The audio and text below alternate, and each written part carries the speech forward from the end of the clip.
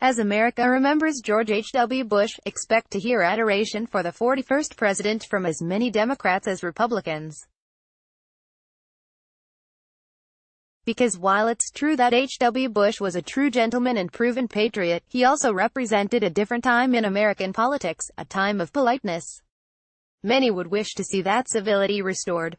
Certainly the divergence between the H. W. Bush brand of presidential leadership and President Trump could hardly be greater. Bush was a man of humility and lifelong public service who saw the president's role as one above partisanship. President Trump, however, is a man of unrestrained confidence who revels in employing a scorched earth policy against anyone who crosses his path. Where Bush spoke of the need for a kinder and gentler nation, Trump decries his critics as a mix of fools and enemies of the people. Where Bush saw foreign policy as the imperative of order and democratic advancement, Trump has no qualms making friends with despots, as long as doing so serves his notion of national interest. Each man was elected for offering these things. Still, the Bush-Trump divide is as much personal as it is professional. While Trump has spoken eloquent words in memory of President Bush over the past few days, it hasn't always been so. During the 2016 presidential campaign, Trump went to great lengths to present himself as the antithesis of the Bushes, whom he presented as an elite political family utterly out of touch with most Americans. Watching Trump in these moments, I was struck by the thought that he wanted not simply to discredit the Bushes, but to usurp their role and character as the family archons of Republican politics. And it must be said that, for the time being at least, Trump has succeeded. The Trump brand is king of today's Republican Party. At least, in Congress, most Republican moderates have either been forced out or are preparing to quit. Those remaining have staked their flags firmly in Trump's corner. It is only in relation to the Mueller investigation that most Republicans are cautious about offering Trump their unrestrained support.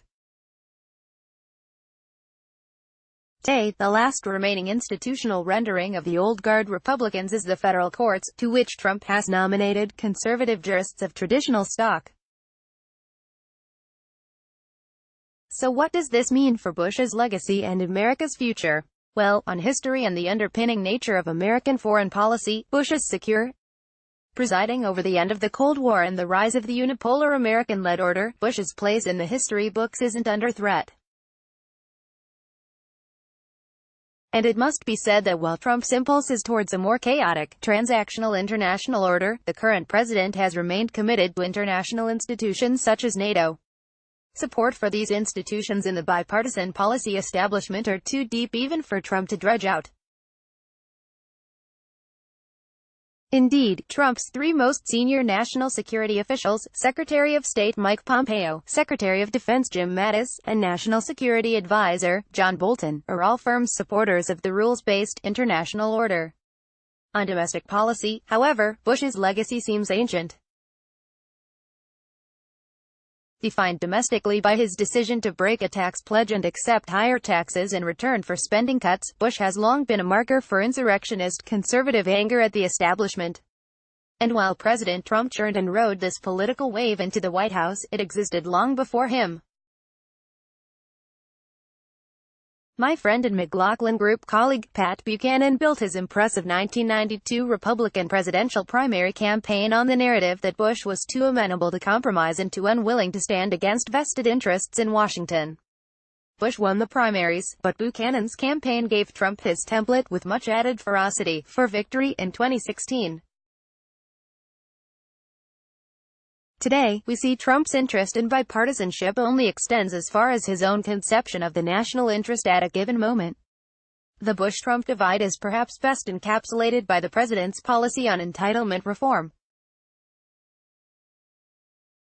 America's pension and healthcare systems, Americans over 65 have access to heavily funded NHS-style healthcare, are on a very clear trajectory for bankruptcy. But where a George H. W. Bush-style president would have prioritized the reform of these programs so as to restrain America's exploding national debt, George W. Bush and Barack Obama tried and failed. Trump has decided to totally ignore the issues. The math is clear, but with most Americans unaware of the coming entitlement-driven fiscal calamity, and most Democrats calling for ever more spending, Trump is happy to let the pro-reform Republicans cry out in the political wilderness. Nevertheless, there is at least one element of George H.W. Bush's legacy that remains in place: the American expectation of kindness in the most difficult moments. It is notable here that Trump has been so willing and generous in his praise of H.W. Bush since news of his predecessor's death became public.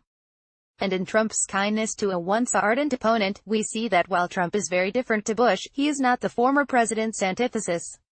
Tom Rogan is a foreign policy columnist for National Review, a domestic policy columnist for Opportunity Lives, a former panelist on the McLaughlin Group and a senior fellow at the Steamboat Institute.